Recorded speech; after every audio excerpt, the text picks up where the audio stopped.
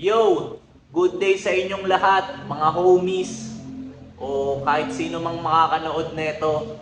Ngayon, para sa video na to, mag-a-unbox ulit ako ng isang item na nabili ko online. Then, unahan ko na, yung item na to, ito siya, sombrero.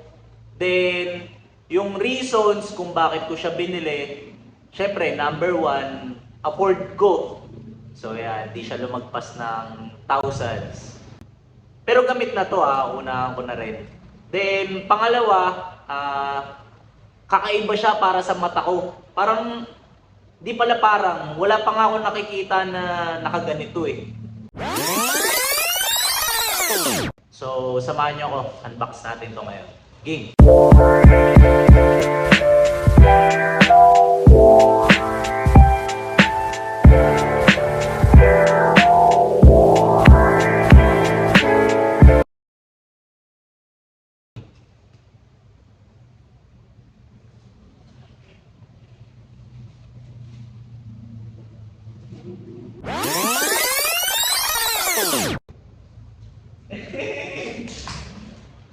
Nakita ko na agad!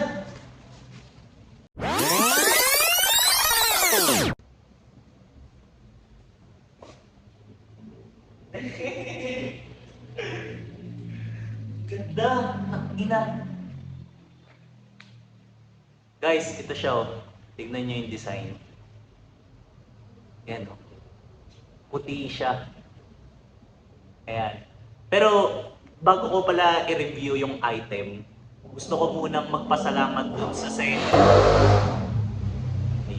Gusto ko munang magpasalamat dun sa seller kasi kung nakita nyo, natagalan ako dun sa box kanina. So, para sa akin, kumbaga siya yung klase ng seller na may pake dun sa binibenta niyang item and syempre dun sa buyer.